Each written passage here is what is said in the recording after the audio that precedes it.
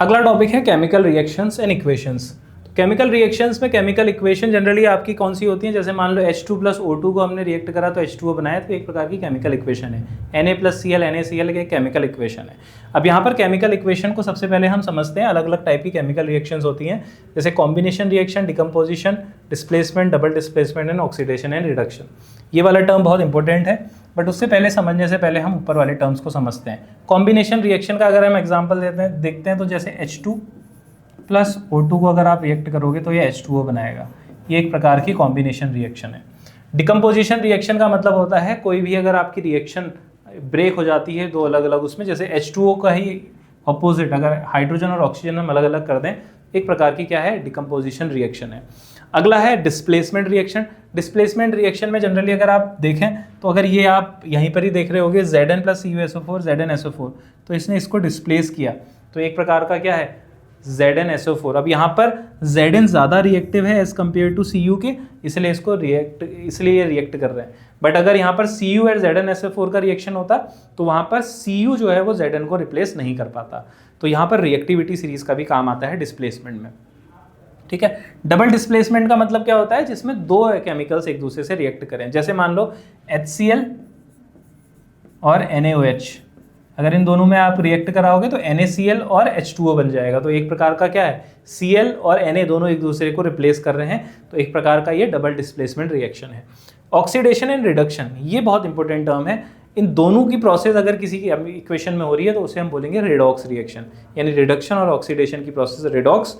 Otherwise reduction and oxidation की process को हम क्या बोलते हैं, पर्टिकुलरली रिडक्शन या ऑक्सीडेशन। अब दोनों का टर्म आप समझो। पहले सबसे पहले हम बात करते हैं ऑक्सीडेशन की। सिंपल भाषा में बोलें तो ऑक्सीडेशन वो प्रोसेस है जिसमें ऑक्सीजन का एडिशन हो रहा है, और रिडक्शन वो प्रोसेस है जिसमें हाइड्रोजन का एडिशन हो रहा है।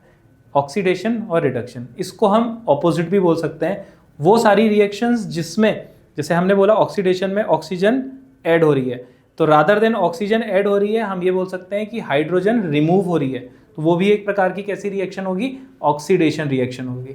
और अगर किसी प्रोसेस में आपका क्या हो रहा है, ऑक्सीजन ऐड हो रही है, तो वो एक प्रकार की क्या रिएक्शन है, वो है रिडक्शन रिएक्शन। सॉरी, ऑक्सीजन अगर रिमूव हो रही है तो वो एक प्रकार की कैसी रिएक्शन है, रिडक्शन प्रोसेस है। ठीक है।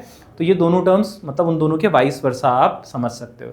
इसको एक और टर्म से बोला जाता है इलेक्ट्रॉन्स का एडिशन या इलेक्ट्रॉन्स का रिमूवल। ठीक है।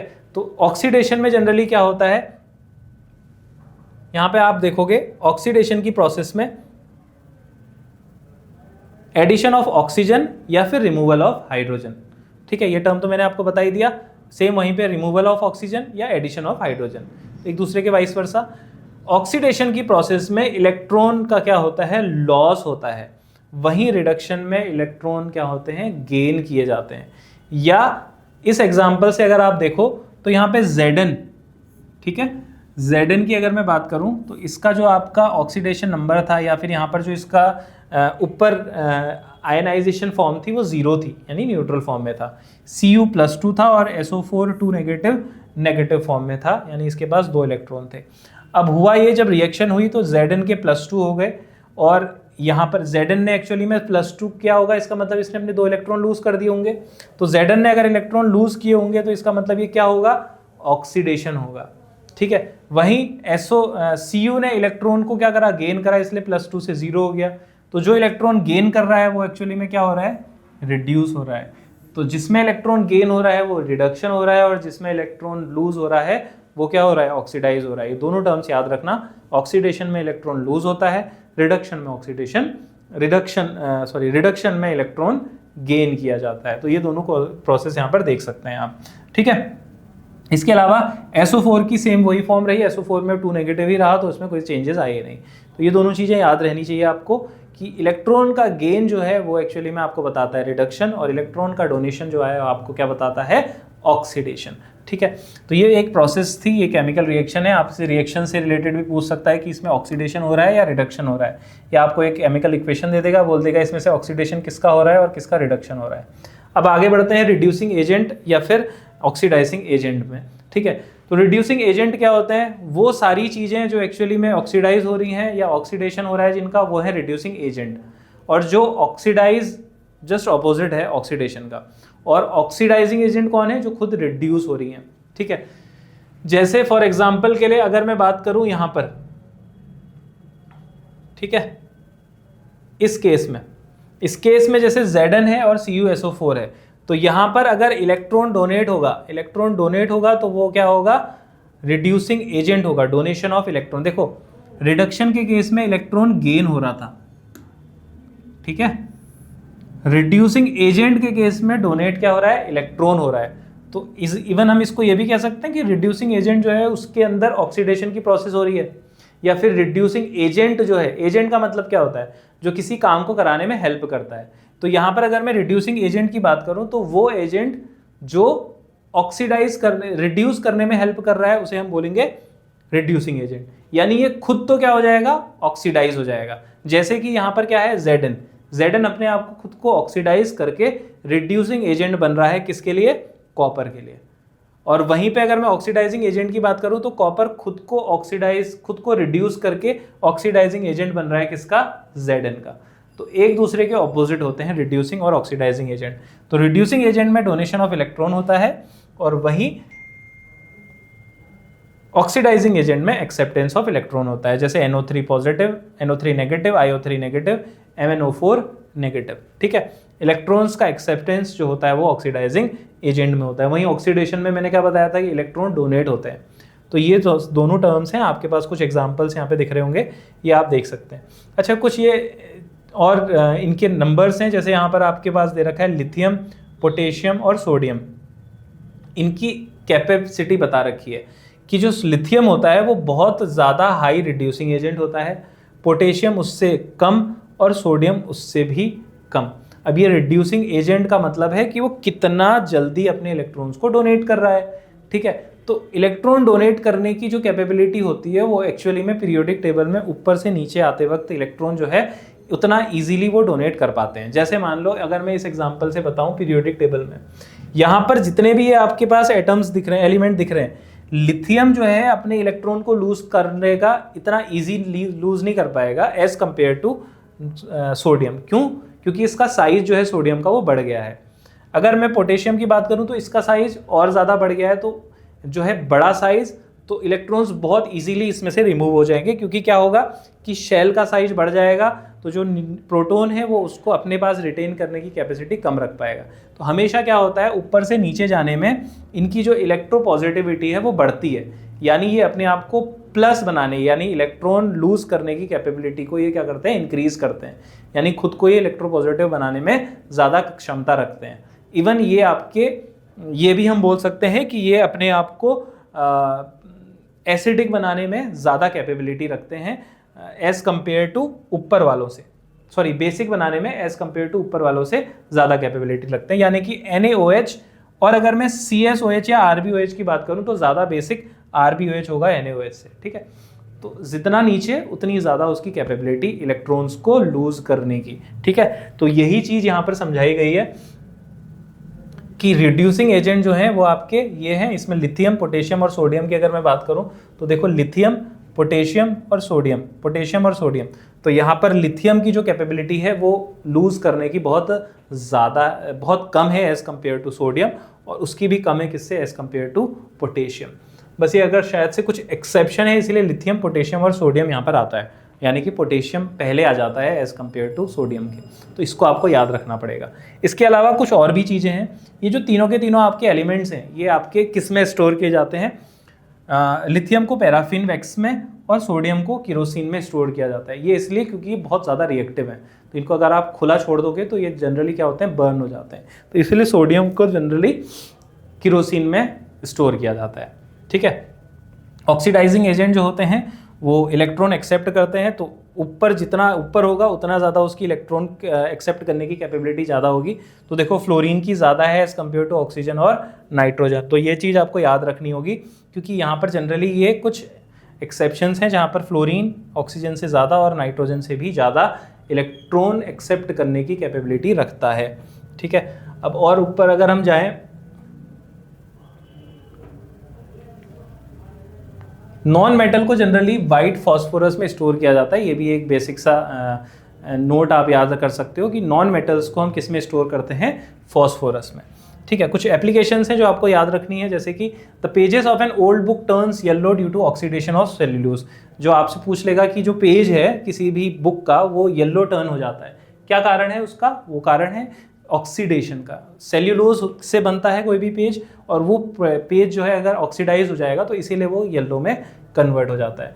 वहीं अगर मैं एसिड रेन की बात करूं तो ये चीज़ मैंने आपको बताई थी, नाइट्रोजन ऑक्साइड और सल्फर डाइऑक्साइड ये दोनों रिएक्ट करके ऑक्साइड्स जो है H2SO4 और HNO3 बनाती हैं, और यही एक एसिड रेन है। ठीक है, इसके अलावा इफेक्ट्स और ऑक्सीडेशन अगर मैं बात करूं तो कोरोजन और रेंसिडिटी। कोरोजन हमने पहले देखा था, जैसे आपके कोई भी आयरन है वो आपका कोरोड हो जाता है, रस्टिंग उस पर पकड़ लेती है। किस कारण से पकड़ती है? ऑक्सीडाइजिंग एजेंट की वजह से ऑक्सीडाइज हो जाता है वो। ठीक है, ऑक्सीडाइज हो जाता है तो इस कारण से क्या होगा कि उसमें वो रस्टिंग पकड़ लेगा और वो क्या हो जाएगा? डिस्ट्रॉय हो जाएगा या आपका डैमेज हो जाएगा। उसको बचाने के लिए आप उसके ऊपर क्या करते हो? पेंट करते हो या गैल्वेनाइजेशन करते हो, जिंक की एक लेयर उसके ऊपर क्या कर देते हो? बना देते हो, जिसके कारण से वो ऑक्सीडाइज नहीं हो पाता है। इसके अलावा ऑक्सीडेशन की वजह से रेंसिडिटी, बदबू भी आती है खाने में। अगर कुछ टाइम तक आप किसी खाने को छोड़ दोगे तो वो ऑक्सीडाइज हो जाएगा और इस कारण से उसमें बदबू आएगी। उससे बचने के लिए एंटीऑक्सीडेंट्स यूज होते हैं, जैसे एंटीऑक्सीडेंट्स का एग्जांपल है नाइट्रोजन। अगर आपने कोई पैकेट्स देखे होंगे किसी भी चिप्स के या नमकीन के, तो उसके अंदर नाइट्रोजन गैस डाली जाती है ताकि वो जो उसके अंदर का मटेरियल है वो रिएक्ट ना हो, वो ऑक्सीडाइज ना हो और इस कारण से उसमें बदबू ना आए। तो as an antioxidant nitrogen use होता है। तो आपसे पूछ सकता है कि एंटीऑक्सीडेंट का कोई एग्जाम्पल बताइए, और ऑप्शन में आपके पास नाइट्रोजन दे देगा। अगला है कोरोजन। तो ये कोरोजन का टर्म मैंने आपको हालांकि बताया, कोरोजन में दो चीजें हैं। अगर आप देखें तो यहाँ पर कॉपर और आयरन, ठीक है, ये जनरली आपके कोरोजन होता है। इनमें रस्टिंग ऑफ आयरन जैसे है, आयरन को ऑक्सीजन और वाटर ह्यूमिडिटी के कांटेक्ट में आते ही ये इस फॉर्म में कन्वर्ट हो जाता है, हाइड्रेटेड फेरिक ऑक्साइड रस्ट में। इससे और एक चीज़ और याद रखनी है, आयरन जो है वो आपके दो फॉर्म्स में होते हैं। एक तो होता है Fe2+ और एक होता है Fe3+, फेरस और फेरिक की फॉर्म में होता है। तो ये जो दो फॉर्म्स हैं यहाँ पर, तो जनरली ये किस फॉर्म में है? फेरिक की फॉर्म में है। Fe2+ की फॉर्म में भी होता है। ये ऑक्सीडेशन स्टेट्स हैं आयरन की। ठीक है, ऐसी कॉपर की भी बात करें तो कॉपर ऑक्सीजन के साथ रिएक्ट करके और कार्बन डाइऑक्साइड और वाटर के प्रेजेंस में क्यूप्रिक हाइड्रोक्साइड बना देता है। कॉपर की ऑक्सीडेशन स्टेट दो हैं। ये बेसिकली मैंने कॉपर और आयरन इसलिए रखा क्योंकि यहाँ पर इससे रिलेटेड क्वेश्चन बहुत बार रिपीटेटिव पूछे जाते हैं। कॉपर की जो ऑक्सीडेशन स्टेट्स हैं वो आपको याद रखनी है। Cu+Cu+1 होता है और क्यूप्रिक Cu+2 होता है। ठीक है, कॉपर की दो ऑक्सीडेशन स्टेट हैं, +1 एंड +2, क्यूप्रिक एंड Q+। और यहाँ पर फेरस और फेरिक दो ऑक्सीडेशन स्टेट्स हैं, +2 और +3। ठीक है, लोअर ऑक्सीडेशन स्टेट्स के आगे OUS लगता है, OUS जैसे फेरस और Q+। ठीक है, तो ये दो ऑक्सीडेशन स्टेट्स हैं। प्रिवेंशन कैसे किया जाता है? जिंक कोटिंग की जाती है, मैंने बताया आपको गैल्वेनाइजेशन की प्रोसेस है, या फिर इनके एलॉयज बना दिए जाते हैं, जैसे आपका ब्रॉन्ज, ब्रास और भी बहुत सारे हैं। कॉपर टिन, कॉपर जिंक के जो होते हैं वो आपके क्या होते हैं? अलॉय होते हैं। अब जैसे अगर मैं बात करूं ब्रॉन्ज की, तो वो कॉपर और टिन से मिलके बना है। वहीं ब्रास की अगर मैं बात करूं तो कॉपर और जिंक का वो एक एलॉय है। ठीक है, तो उससे क्या होता है कि मेटल्स जो हैं वो रस्टिंग नहीं पकड़ते हैं और ज़्यादा लंबे समय तक वो रह पाते हैं बिना खराब हुए। इसके अलावा रस्ट मेटल हैज़ ग्रेटर मास। अच्छा, ये चीज़ भी याद रखना, आपसे पूछ सकता है कि एक आयरन जो है उसमें रस्टिंग पकड़ी गई है, उसी सेम आयरन को अगर कुछ टाइम के लिए अलग से रख दिया जाए तो किस में ज़्यादा मास होगा? तो जो रस्टिंग वाला आयरन होगा उसमें ज़्यादा मास होगा एज़ कम्पेयर टू जो नॉर्मल आपके आयरन है। ठीक है, क्योंकि वो तो अपना मास तो रिटेन कर ही रहता है, साथ साथ ऑक्सीडाइज होने की वजह से कुछ और मास भी उसमें ऐड हो जाता है। ठीक है, तो ये सारी चीज़ें हैं जो यहाँ पर आपको ध्यान रखनी है। ये है पूरा का पूरा केमिकल रिएक्शंस। अच्छा, कुछ प्रिवेंशंस हैं, जैसे एलॉयज बना दिए जाते हैं, ब्रास एंड ब्रॉन्ज, ये मैंने बता दिया आपको। इसके अलावा सिल्वर का आपका एक फॉर्म है Ag2S, सिल्वर सल्फाइड। ये सिल्वर जो है जनरली आपका रिएक्ट करता है किसके साथ? सल्फर के साथ, और सिल्वर सल्फाइड बना देता है। ठीक है, अगर आपने सिल्वर को देखा होगा वो काला काले कलर का हो जाता है। तो सिल्वर से आपसे पूछ सकता है कि सिल्वर जो है वो काले कलर का होता है, किस कारण से होता है? सिल्वर जो है वो काला कलर इसलिए कन्वर्ट कर जाता है क्योंकि उसके सरफेस में जो या फिर एटमॉस्फेयर में जो आपकी सल्फर पाई गई है उसके साथ रिएक्ट करता है और Ag2S बना देता है। ठीक है, आगे हम बढ़ते हैं। कुछ सेल्स जो हैं जो आपके बेसिक लाइफ में यूज़ होते हैं, इससे रिलेटेड भी क्वेश्चंस आपसे पूछता है। जैसे यहाँ पे पहला सेल है, ये आपका 3 टाइप के सेल हैं, लेक्लांचे राय सेल, बटन सेल और लिथियम आयोडाइड बैटरी। ठीक है, तो ये सेल तो आपने बेसिकली जनरल लाइफ में रिमोट्स में और बहुत जगहों पे लगा हुआ देखा होगा। सेल जो है ये वाला बटन सेल जो है आपकी घड़ियों में लगा रहता है और भी छोटे छोटे खिलौनों में लगा रहता है। और यहाँ पर तीसरी चीज़ है लायन या लिथियम आयोडाइड बैटरी। ठीक है, तो लिथियम आयोडाइड बैटरी जो है आपकी वो किस में यूज़ होती है, मोबाइल फ़ोन्स में यूज़ होती है। ठीक है, इसके अलावा एक होती है लेड बैटरी। वो लेड बैटरी आपकी होती है कारों में यूज़, जो आपकी कार स्टार्ट करने के लिए यूज़ होती है, वो लेड बैटरी होती है। तो अभी जस्ट मैं जनरली यहाँ पर तीनों बैटरियों को दिखा रहा हूँ, आप इसके केमिकल्स देख सकते हो। ये बीच में ग्रेफाइट होता है जिसे हम बोलते हैं ग्रेफाइट कैथोड। कैथोड पॉजिटिव होता है, मैंने पहले भी बताया, और एनोड नेगेटिव होता है। तो एनोड में आपका जिंक एनोड की एक लेयर होती है बाहर से, जो नीचे से नेगेटिव होता है, और एनोड पॉजिटिव जिसमें ग्रेफाइट होता है, और graphite is a good conductor of electricity. इनके बीच में यहाँ पर कुछ केमिकल्स होते हैं। अंदर वाले में यानी कि जो आपका कैथोड वाला है, एनोड वाला है, उसके साथ ZnCl2 और NH4Cl, ठीक है, जिंक क्लोराइड और अमोनियम क्लोराइड होता है। और अंदर वाले में MnO2 और ग्रेफाइट यूज होता है। आपसे पूछ सकता है कि जो आपके इलेक्ट्रोलाइसिस है उसके अंदर कौन से केमिकल्स यूज हो रहे हैं। ठीक है, ये आपकी सेल रिएक्शन हो रही है जहाँ पे MnO2 और NH4Cl ये दोनों के दोनों मिलके, NH4Cl और MnO2 मिलके जिंक के प्रेजेंस में Mn2O3 ZnNH3Cl2 और H2O बना दे रहे हैं। ये पूरी रिएक्शन होती है। हालांकि ये रिएक्शन जो है वो रिवर्सिबल है, तो बहुत सारी बैटरीज जो आपकी क्या होती हैं, नहीं ये वाली रिवर्सिबल नहीं है, इसमें रिवर्सिबल हो जाता है।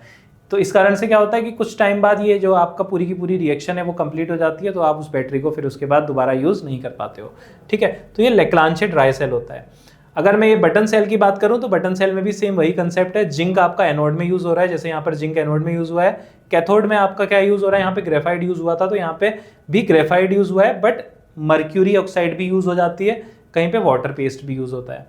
इसके अलावा जो इसके इलेक्ट्रोलाइट्स हैं, वो इलेक्ट्रोलाइट्स अगर आप देखोगे तो HgO यहाँ पर यूज हो रहा है, मर्क्यूरी ऑक्साइड। ठीक है, इसके अलावा पोटेशियम हाइड्रोक्साइड भी यूज होता है और मैग्नीशियम ऑक्साइड भी यूज होता है। तो मर्करी ऑक्साइड, मैग्नीशियम ऑक्साइड और KOH ये तीनों चीज़ें यूज होती हैं यहाँ पे। ठीक है, तो अलग अलग जगहों पे अलग अलग बटन सेल्स में अलग अलग चीज़ें यूज होती हैं।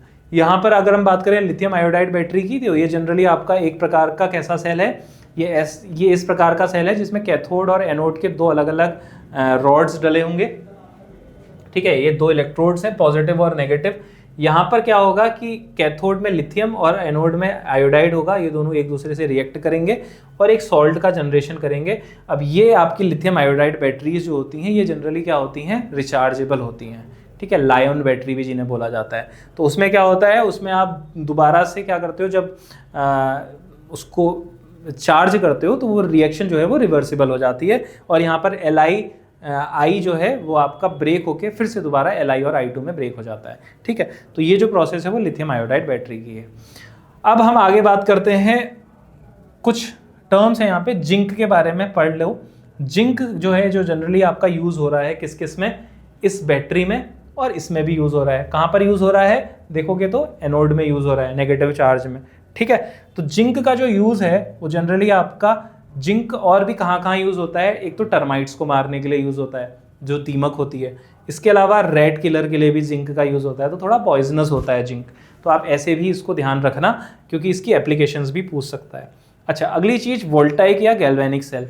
वोल्टा ने एक गैल्वेनिक सेल, या इसको वोल्टाइक या गैल्वेनिक सेल एक ही बात है, इसको डिस्कवर किया था। ये आपके पास एक वोल्टाइक सेल दिख रहा होगा जिसमें जिंक की रॉड और कॉपर की रॉड यहाँ पर लगी हुई हैं। यहाँ पर जिंक ज़्यादा रिएक्टिव है एज कम्पेयर टू कॉपर के।